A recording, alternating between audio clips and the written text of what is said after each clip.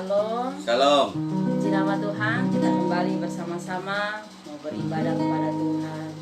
Mari siapkan hati, pikiran, seluruh keberadaan kita untuk kita bersama-sama menyembah Tuhan pagi hari ini. Kita mau berikan hidup kita mau berikan yang terbaik buat Tuhan melalui penyembahan kita, melalui pujian kita. Haleluya Yesus. Mari bersyukur bersama-sama bahwa Tuhan sungguh sangat baik bagi kita. Dia menebus dosa kita, menyelamatkan kita dari dosa, setan, dan neraka. Kita bersyukur oleh karena karya Tuhan yang begitu besar bagi kita. Kita bisa menjadi anak-anak-Nya. Kita tidak bisa membalas kasih Tuhan. Dengan apa kita membalas kasih Tuhan? Melalui pujian kita, melalui apa yang kita mau lakukan bagi Tuhan. Haleluya. Kita mau katakan bersama-sama melalui pujian ini, Kau Allah yang setia. Haleluya Yesus, Bapa yang mulia.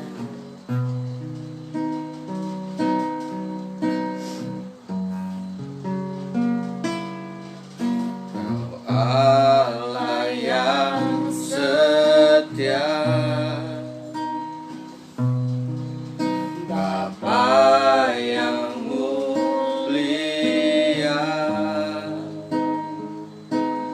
kasih-Mu besar Tuhan. Kau pulihkan hidupku, Kaulah harapanku, hidupku dalam-Mu. Terima kasih Tuhan, Kau selamatkan hidupku. Dengan apa kan ku balas segala kebaikan-Mu? Segenap hatiku menyembah-Mu Yesus. Ku bersyukur dengan padamu. apa ku balas. Dengan apa kan ku balas segala kebaikan-Mu? Segenap hatiku menyembah-Mu Yesus. Ku bersyukur padamu selamanya. Mari sama-sama kita ulang pujian ini dengan sungguh-sungguh katakan, Kau Allah yang setia, Bapa yang mulia, kasih-Mu besar Tuhan. Kau pulihkan hidupku, Kaulah harapanku, hidupku dalam-Mu. terima kasih Yesus. Terima kasih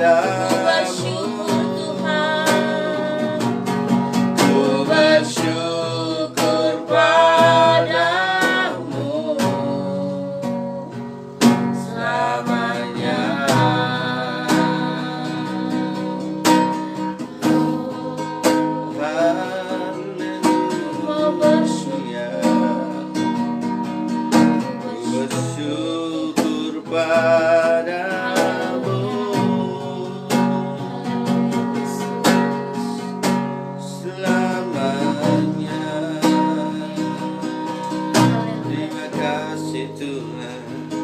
Haleluya Yesus. Terima kasih Bapa. Tuhan kasih setiamu. Haleluya, haleluya. Kau Raja kami. Terima kasih Yesus. Haleluya Tuhan. Haleluya. Kaulah Tuhan kami Tuhan. Kaulah penyelamat kami.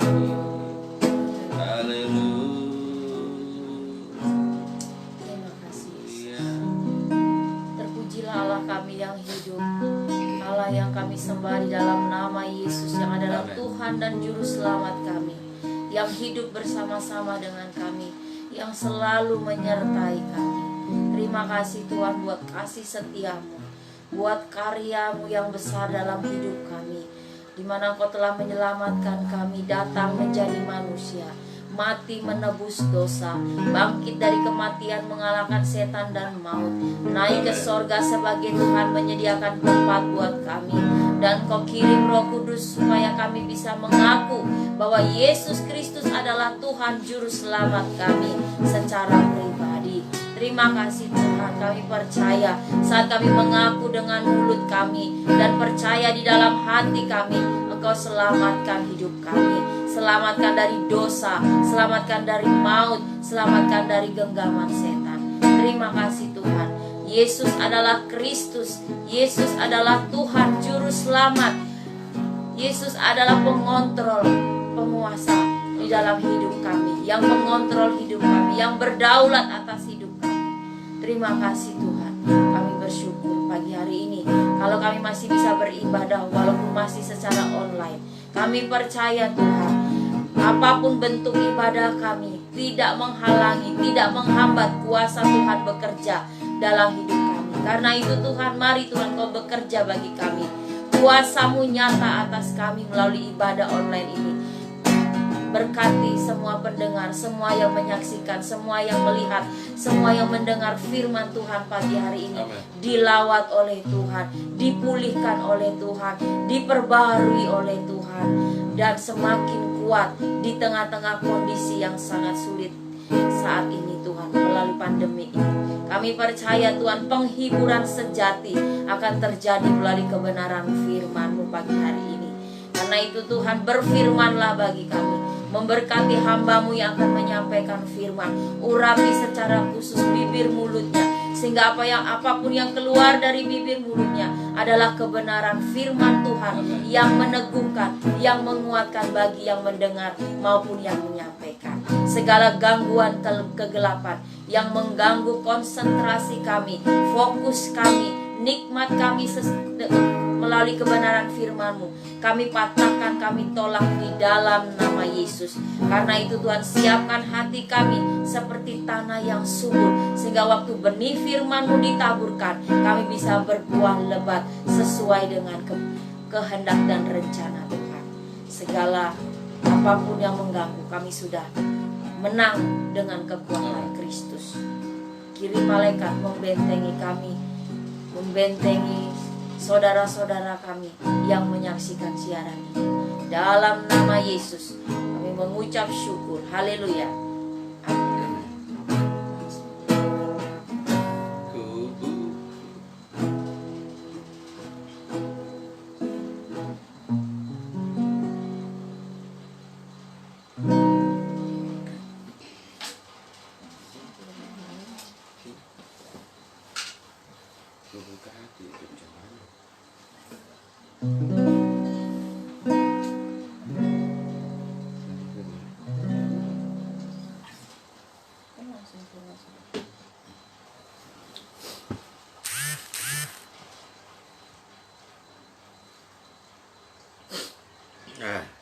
Salam. Shalom. Puji Tuhan, Bapak Ibu Saudara yang diberkati Tuhan. Pagi hari ini kita sangat diberkati karena hari yang baru bukan tanggal 1 sih, tapi hari yang baru untuk beribadah minggu, ibadah Sabat. Jadi minggu yang pertama di bulan ini kita sedang masuk dengan ibadah yang menjadi kekuatan berkat bagi saya dan saudara, karena kekuatan ibadah itulah yang menolong kita senantiasa bisa dikuatkan secara rohani, bahkan secara kehidupan kita di dunia ini. Kita harus tahu bahwa keyakinan hidup kita itu akan membawa kita kepada kekuatan, dan apa yang kita yakini itulah yang akan selalu bisa menguatkan kita. Kalau kita yakini Tuhanlah kekuatan kita, maka itu akan selalu menguatkan kita.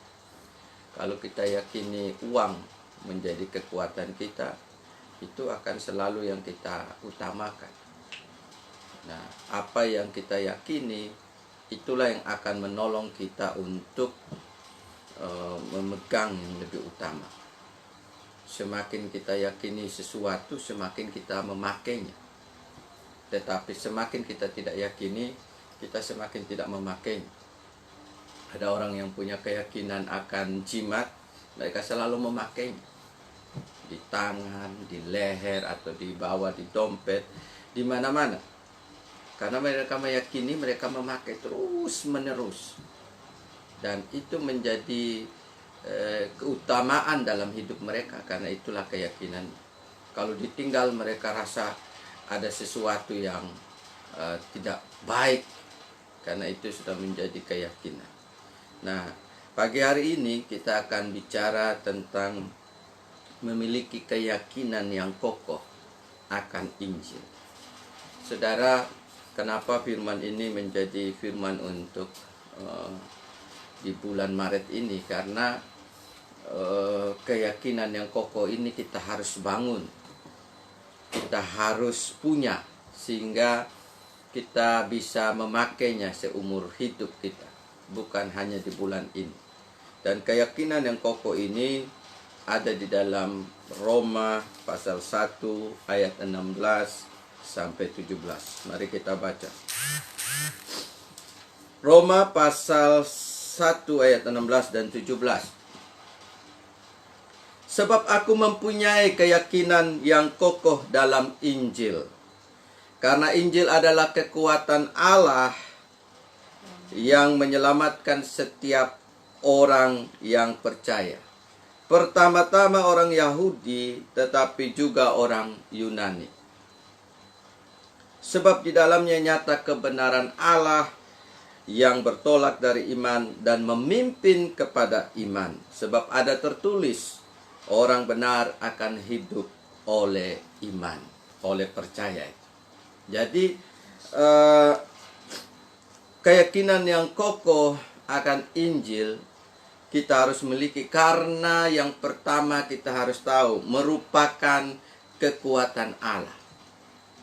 Merupakan kekuatan Allah, Injil itu. Inilah yang harus kita yakini senantiasa. Apa yang menjadi kekuatan Allah, itulah yang harus menjadi keyakinan kita, pegangan hidup kita. Tadi yang kita baca, karena Injil itu adalah kekuatan Allah. Dikatakan di situ sebab kenapa kita mempunyai keyakinan yang kokoh akan ini, karena Injil adalah kekuatan Allah. Saudara, kalau bicara kekuatan Allah itu artinya tidak terbatas. Kekuatan yang sempurna. Kekuatan yang paling kuat. Kekuatan yang bisa menghancurkan segala-galanya. Bisa juga membangkitkan segala-galanya. Kekuatan yang bisa menciptakan. Kekuatan yang bisa menjadikan dari yang tidak ada menjadi ada. Makanya penciptaan itu hanya boleh disamatkan kepada Tuhan sebenarnya. Kata penciptaan. Tidak boleh kepada manusia. Walaupun manusia menciptakan lampu atau apapun dikatakan ciptakan, sebenarnya itu bukan ciptaan. Yang dimaksud ciptaan itu artinya dari yang tidak ada menjadi ada. Dalam artinya tidak ada bahannya sama sekali. Tuhan menciptakan semua ini kan tidak ada bahan. Maksudnya dia harus membuatnya dari yang tidak ada menjadi ada, sangat sempurna. Tuhan menjadikan semuanya. Hewan bilang jadilah, langsung jadi. Semuanya Tuhan yang jadikan. Dari yang tidak ada menjadi ada.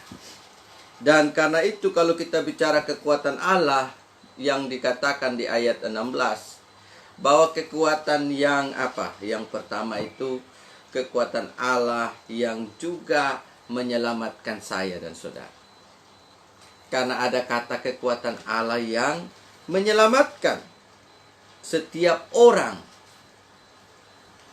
Untuk apa kekuatan Allah itu? Untuk menyelamatkan kita.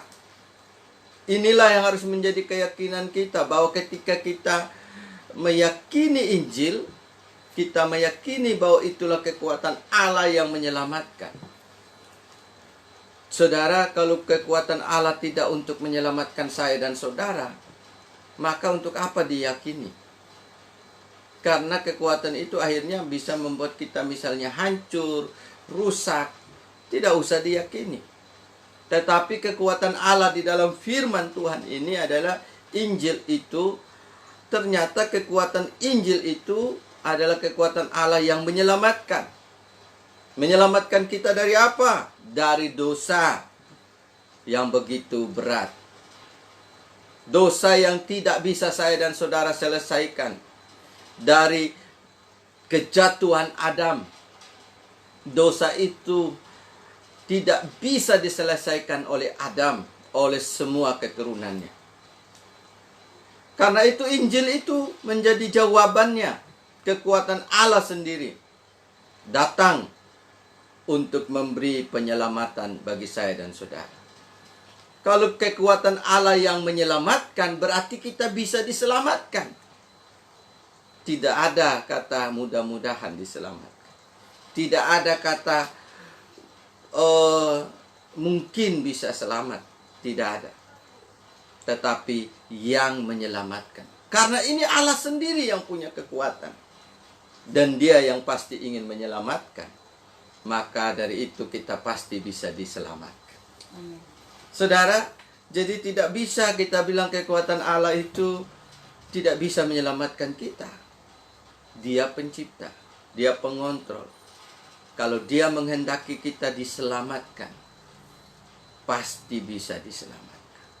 Pasti terjadi keselamatan. Pasti bisa menyelesaikannya bagi saya dan saudara. Nah, penyelamatan saya dan saudara itu kan dari dosa, setan, dan neraka. Ada 3 bagian penyelamatan. Dan ini semua butuh kekuatan Allah. Siapa yang bisa menghapus dosa? Hanya Allah saja. Siapa yang bisa melepaskan kita dari setan yang begitu kuat, lebih kuat dari roh keadaan kita manusia?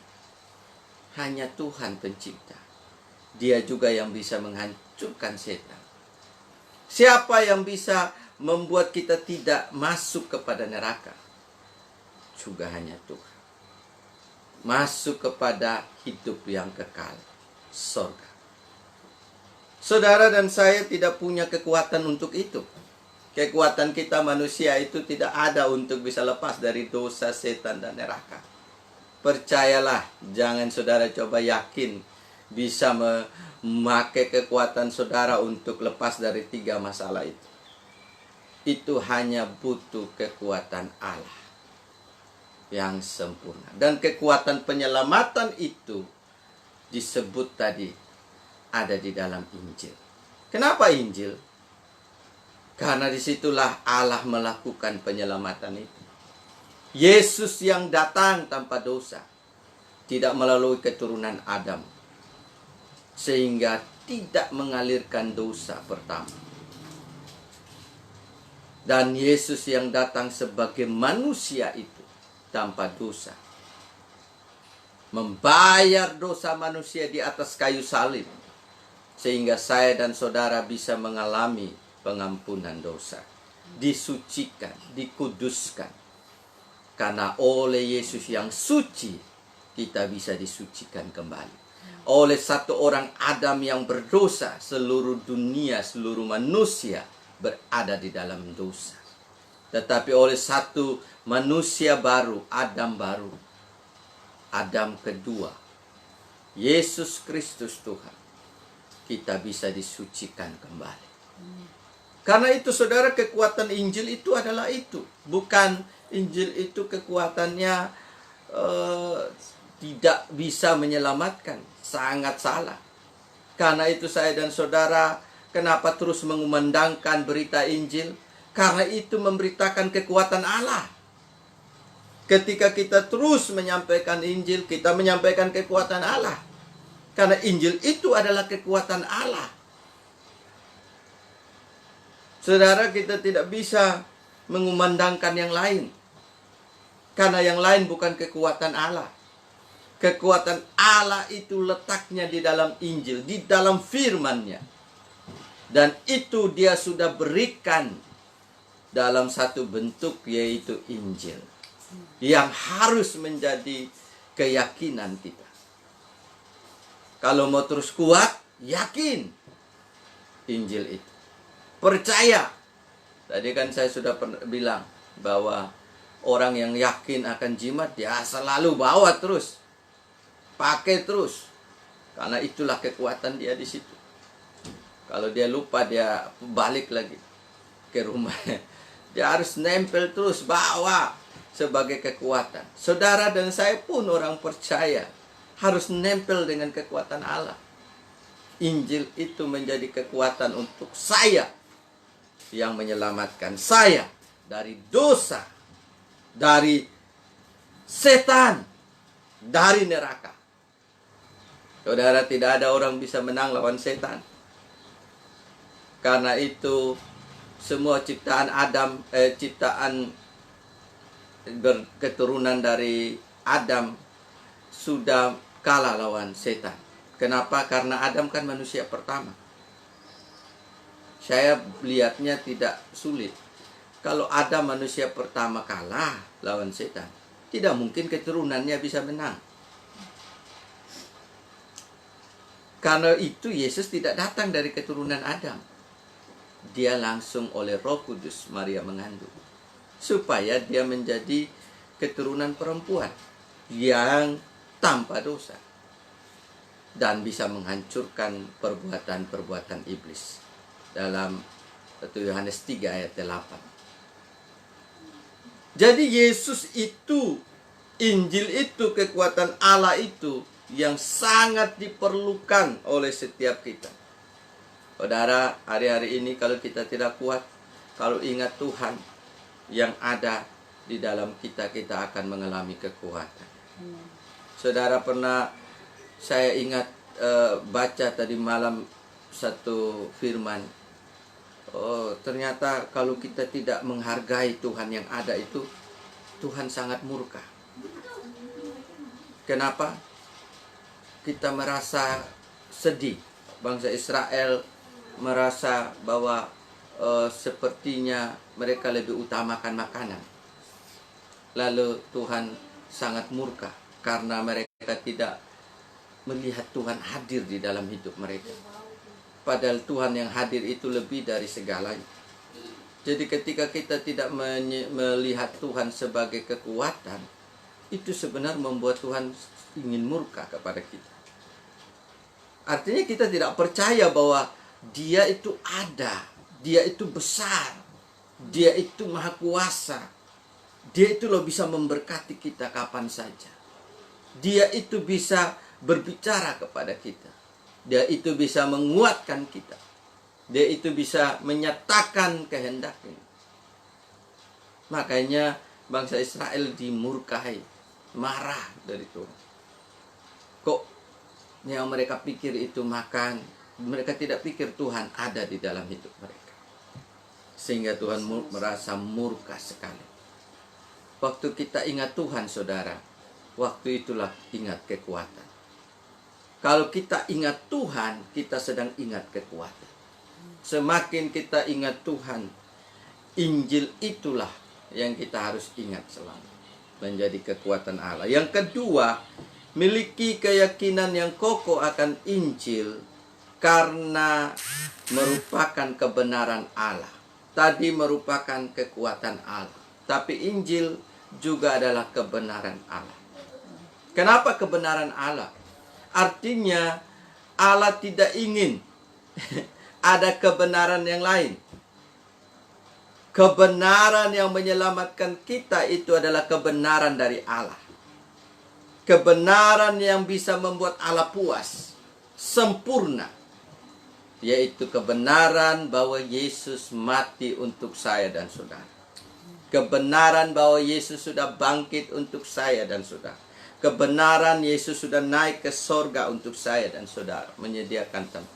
Kebenaran Yesus meminta mengirim Roh Kudus untuk saya dan saudara untuk dimataikan. Kebenaran Yesus menyertai kita 24 jam selama hidup kita. Dan kebenaran bahwa Yesus oleh Roh Kudus menyertai kita itu senantiasa. Dan kebenaran itu adalah bahwa Tuhan memberi jaminan keselamatan. Apa kebenaran yang kita harus pegang dari Yesus yang naik ke sorga? Bahwa kita punya kuasa sorga. Apa kebenaran yang harus kita pegang dari Yesus yang bangkit? Bahwa dia sudah menang dari dosa, setan, dan neraka. Apa kebenaran yang harus kita pegang? Itulah Injil. Semua ada kebenaran Allah yang luar biasa. Tidak ada kebenaran Allah di luar Injil. Kebenaran Allah yang memuaskan hati Allah. Karena Yesus mati untuk saya dan saudara, baru disebut Allah menerima pengampunan. Allah mau mengampuni saya dan saudara melalui Yesus. Korban-korban lain tidak bisa menjadi kebenaran untuk pengampunan saya dan saudara. Kenapa? Karena korban-korban itu bukan kebenaran yang Allah mau. Kebenaran yang Allah mau adalah manusia harus mati. Upah dosa adalah maut. Dan Yesus menjadi maut. Mati untuk bayar dosa saya dan saudara. Itulah yang menyebabkan Allah puas dan mau mengampuni kita. Minggu ini adalah minggu pertama untuk perjamuan. Saudara mau mengingatkan apa? Kebenaran Allah yang sudah mati untuk saya dan saudara. Tidak usah cari pembenaran diri sendiri lagi. Karena pembenaran yang Tuhan sudah kerjakan di dalam Yesus, itulah yang benar di hadapan Allah. Makanya Yesus menjadi paspor keselamatan saya dan saudara sebenarnya. Tanpa Yesus, sudah tidak ada kebenaran dalam hidup kita. Dapat dipastikan 100%, 1000%. Orang yang tanpa Yesus, dia tidak punya kebenaran. Karena kebenaran itu dihitung karena Yesus. Bukan karena manusia bisa benar. Manusia bisa benar, tapi jahatnya lebih banyak sebenarnya.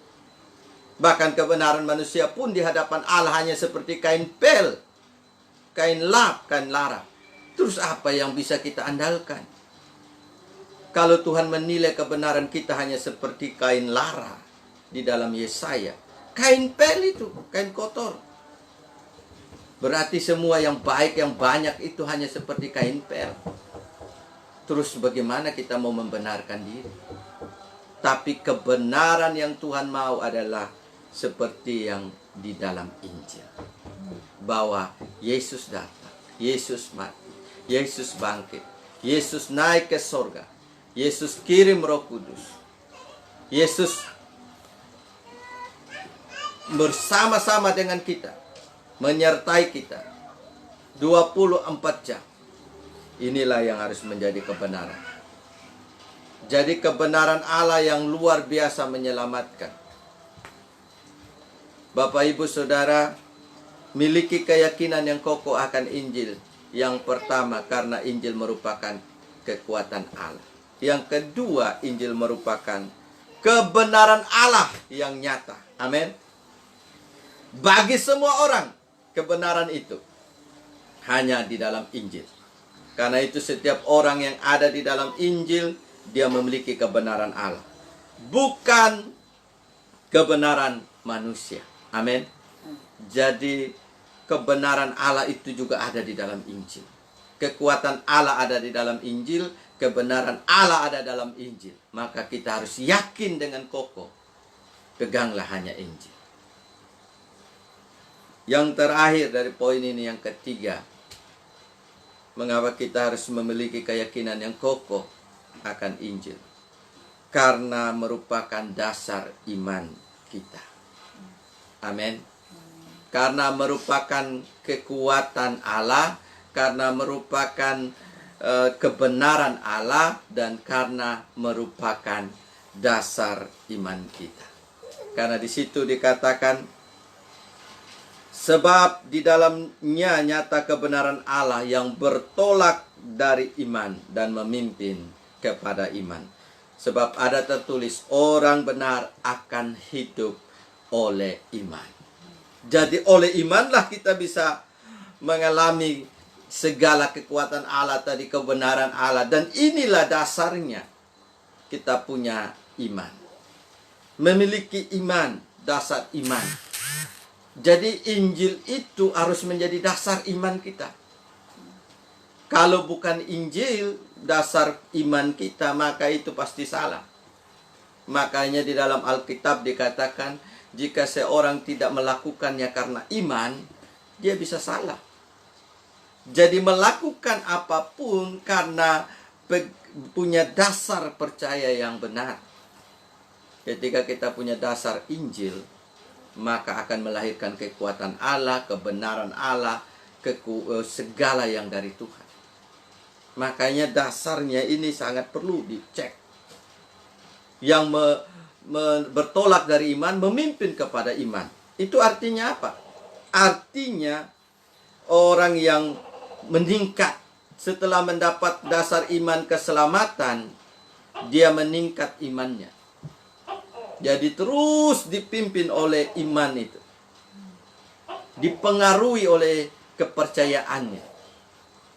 Sampai hidupnya sesuai dengan imannya. Makanya dikatakan, hasilkanlah buah sesuai dengan pertobatan. Hasilkanlah buah yang sesuai pertobatan. Kalau pertobatan itu sudah makin benar, makin berbuah dengan baik. Begitupun iman kita, semakin iman kita bertumbuh, meningkat, dipimpin oleh iman kepada Yesus, semakin kita mau semakin serupa dengan Yesus. Semakin akan mendekati kebenaran yang sebenarnya yang Tuhan mau. Semakin menuju kepada yang Tuhan mau. Karena iman kepada Yesus itu akan membuat kita semakin menuju kepada keinginan Tuhan, kehendak Tuhan. Memimpin kepada iman yang benar. Menyatakan gaya kehidupan orang percaya. Kalau dasar iman kita itu menjadi gaya hidup orang percaya. Kenapa saya bilang gaya hidup orang percaya? Iman kita, dasar iman kita. Karena dasar kepercayaan kita itu sangat berbeda. Kita tidak percaya, iman kita bukan berdasar pada perbuatan. Tapi iman kita berdasarkan kepada kebenaran Allah. Iman kita berdasarkan Injil yang dari Tuhan. Semua firman yang dari Tuhan itu menjadi dasar iman kita. Karena itu Roma 10 ayat 17. Iman timbul dari pendengaran akan firman Allah. Atau Injil Allah. Bisa. Jadi iman itu akan semakin dari timbul